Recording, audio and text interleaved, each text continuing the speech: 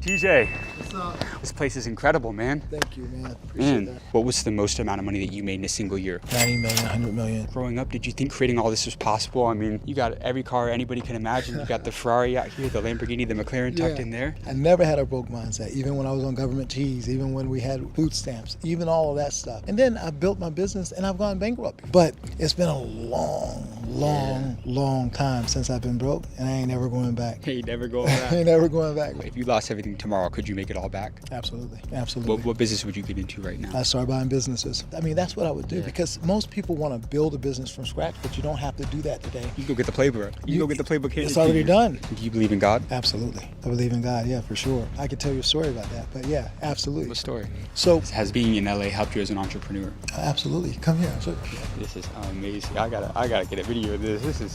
This is not real. that house right there, Kanye just moved into. And the white one right there? Yeah. Did you go to college? Yeah. Did college help you become a millionaire? No. You made more than 99.9% of business professors ever will. What's a lesson about business you'd give to somebody that they will not learn at business school?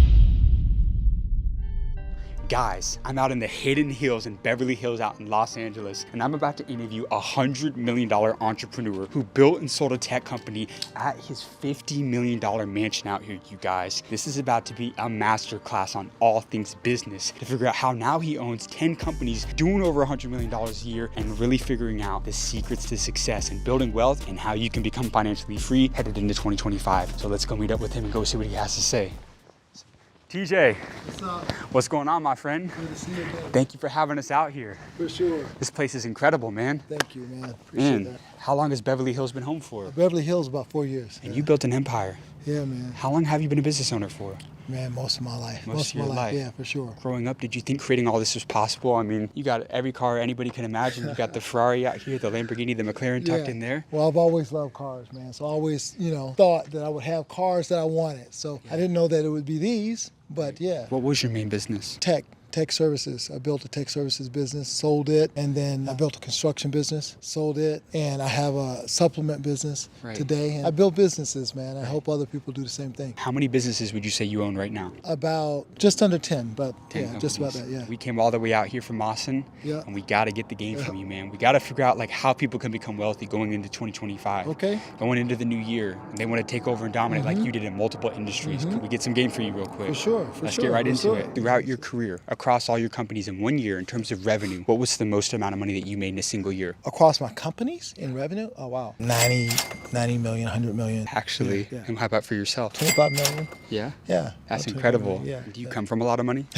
Absolutely not, man. No. Absolutely So not. you didn't have rich parents? No, not at all. My mom was 14 years old when she got pregnant with me. I grew up in the South, food stamps and government cheese and all that sort of stuff. So what was the turning point to financial freedom? How did you know you wanted to get really serious about building a $100 million company and just becoming an extremely successful entrepreneur? I think when I was a kid, man, I always wanted to be successful because I didn't want to live in the stuff that I was living in. I didn't like it. I was motivated to get out of it. So I didn't know that I wanted to build a $100 million company per se. But what I did know is I wanted to be successful. I didn't know what that looked like. And you continue to define that as you grow. But I wanted to be successful early on. So I always worked, always tried to figure a way out to be helpful, and had a mindset that was like, oh, how do I get out of this place and never have to come back to it? Now, as an 9-figure entrepreneur, what was the best financial advice that you ever received? I don't know that I got a lot of financial advice. I got business advice. Yeah. But in terms of finance advice, the advice that I would give your followers is to learn to make money in their sleep, right? No matter what. I don't care if you're getting paid. Like, don't trade dollars for hours, because no matter how much you charge per hour, you're going to be limited. So you have to figure out how to make passive income and build systems, invest, do different things that you're making more money while you sleep than you can in any job. So let's say somebody is trading their time for money. They're in that 9 to 5. They want to make that leap to becoming financially free. They want to start making passive income. What's that first step somebody should take? Real estate is a good one. Do you have to have a lot of capital to start making money, or? No, I mean, real estate, you don't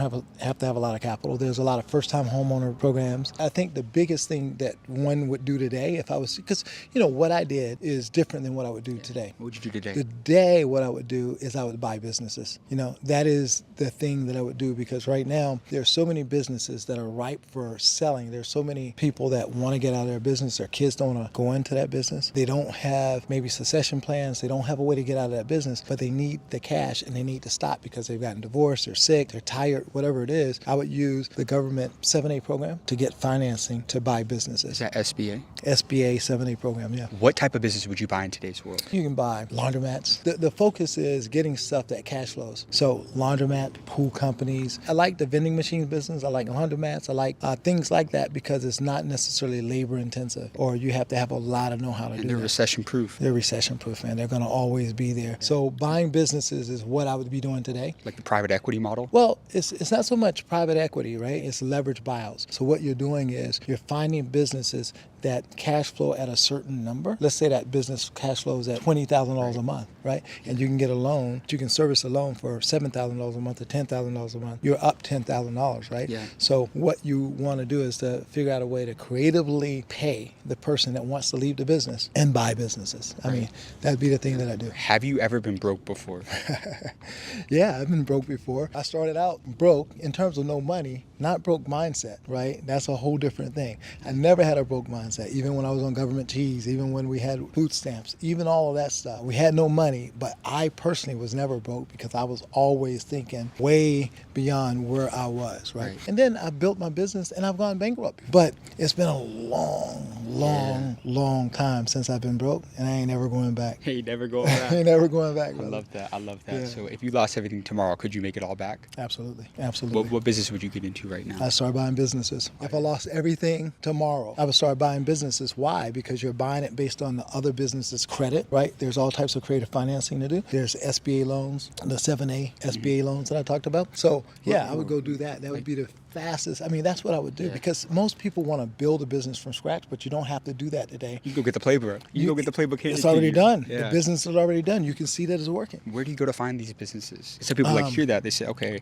just buy a business. But where can you find people? Like where do you go to buy a business? Yeah, I think there's a number of portals. There's Biz by Sell, I think it is. But there's a portal that you can just go in and put in the industry, the location, and that kind of thing. And it brings up all the businesses, and people are trying to buy businesses or trying to sell their businesses. There's business brokers. And then you can also start to just cold call businesses, because there's people that would sell their business if they got the call, but they haven't gotten the call. Big transfer of wealth is about to happen, is what you're saying. People are looking to step out of their business. Yeah, I think it's called the Gray Tsunami. That's what it's called. Yeah, it's called the Gray Tsunami. And the Gray Tsunami is there's a lot of boomers that have businesses that they have to get out of. There's a surplus of businesses and not enough people that's going out and buying businesses. But wouldn't they want to give that to their family to take over? There are a lot of family members, man, that, kids don't want to go do their dad's business. They want to do their own thing. Yeah. We're in a different time. You guys, this video with TJ has been incredible so far, and we're about to get right back to it. But I have a very quick, very special announcement to make for you guys. So a couple months ago, I launched and built one of the biggest and greatest entrepreneur communities in the entire world. And you can join this community today for free. And inside of this community, I bring in the biggest business owners in the world, even billionaires, all the people that you see me interview on live calls to directly mentor you, where you can ask them any question about business, starting and scaling a business, how to sell, how to market, how to find a winning product and scale that in whatever industry that it is in. I want you guys to stop for a second and think about something. Are you in the exact same place now that you were a year ago, or even the year before? Maybe you're hesitating to start that first business, or you don't know how to scale that company that you started. You don't know how to get out of that 9-to-5. Understand this: nothing changes if nothing changes. If you're still taking advice from the same people who are not even in the places that you want to be, you need to stop and get around people that have done it before. And that's why I'm giving you guys the opportunity today to join my community for free, to come learn from the most successful and the wealthiest business owners in the world. Because the only way to go from point A to point B in life, in business, in your career, and finances is through mentorship. It's getting the lessons, the blueprint, the playbook from the people that have been there and done it before, regardless of what industry you're in. So if you want to join and come learn from the billionaires and the multimillionaires that I interview, how how to build wealth and start becoming financially free, go to the link down in the description of this video to join the School of Mentors. I can't wait to see you on the inside. With that being said, let's get back to the video. Do you believe in God? Absolutely. I believe in God, yeah, for sure. I could tell you a story about that, but yeah, absolutely. What story? So as a kid, I was broke, didn't have a wonderful sort of environment. So I was always like going, God, show me yourself. Show me who you are. Show me your face, right? Show me in the Magic Johnson poster, do something, right? And then I went to work the next day. I remember going to sleep crying and wondering if God is real or was he Santa Claus? And I'm working, doing my thing. And this guy comes up and says to me, God loves you. He's real. And he wanted me to tell you that. And from that moment on, I was 15 years old, I've always believed in God, so. And faith has been pretty important for you. Faith is important. I mean, faith is critical. Faith is critical, obviously, from a spiritual standpoint, but from a business standpoint and from a life standpoint, if you don't believe it, like when you believe something, truly believe something, it's going to drive your actions. It's going to drive the way you think and what you do in the relationships that you build. So faith is really important. So God gives us a practical foundation for faith. He said believe. I mean, that's what the whole New Testament is about. Right. Did you go to college? Yeah. Did college help you become a millionaire? No. But it didn't. It didn't hurt me. I mean, what college did for me is help me get a skill set. It helped me become a computer programmer and get a job as a computer programmer. So let me ask you this, because you made more than 99.9% of business professors ever will. What's a lesson about business you'd give to somebody that they will not learn in business school? Marketing. What they don't teach in school is that everybody needs you. They just don't know who you are. So your job is to identify who those people are, get to the highest mountaintop that you can, and tell them who you are. Let the people know who you are. That is the key to growing in business. And in school, we learn about business, but marketing is the key to making it all come together. You can have the magic sauce, but if people don't know who you are, then it doesn't matter. Now, we came all the way out here from Austin. Could we check out the spot real quick? Yeah, See man. the place? Is that cool? Yeah, for sure. Awesome, man. Is that cool?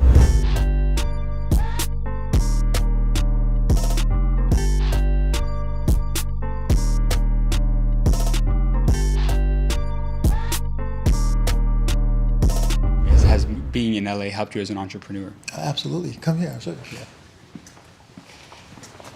This is amazing. This is amazing. I gotta get a video of this. This is not real. If you come over here, so this house, Mark Wahlberg's house. He still lives there? He sold it about 7-8 months ago. That house right up there, trees are kind of covering it a bit. The driveway goes all the way down there.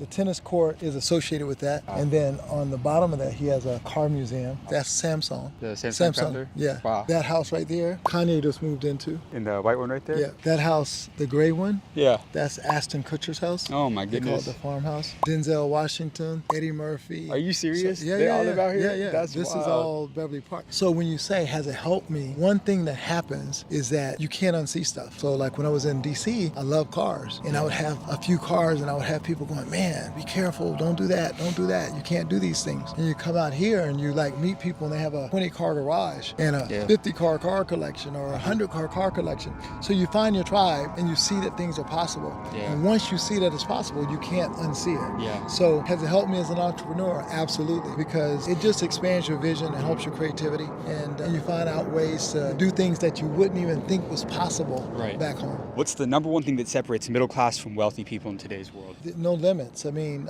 wealthy people don't have a limitation, and they know there's no limit in terms of what they can achieve and how much money they can make. And all they have to do is solve problems, create solutions to make more money. And so they live in that world, and it's a whole different realm where it's not about jobs and how much you can make on this job or stepping up a particular ladder around some stuff that's sort of predetermined and well structured. Wealthy people don't need structure. Well, TJ, this was absolutely amazing. Yeah, man. I gotta say, thank you so much for having us out here. Well, thanks for trespassing. Yeah, there you go. There you go. There you go. Good to see you, Yeah. man. Well, I gotta ask you though. Yeah. So this summer, I started a private community called the School of Mentors. It's grown to be one of the biggest entrepreneur communities in the world. Oh, awesome. Every single week, I host live calls with the millionaires and the billionaires that I interview, such as like the former CEO of 7-Eleven, Stephen Klubeck, who sold his company for $2 billion to Hilton. I'd love to have you on a live call. Could we make that love it, happen? man. Could you be a mentor on a live call? Absolutely. That'd be amazing, my Awesome. friend. Thank you. Everybody, if you guys want to join the community, go to the link down in the description of this video to join the School of Mentors, to get mentored directly from the millionaires and the billionaires I interview every single week. TJ, where can everybody find you at? TJ Millionaire Mentor on Instagram, on YouTube. And everybody go tap in with TJ right now, like and subscribe, and we'll see everybody in here on the next video.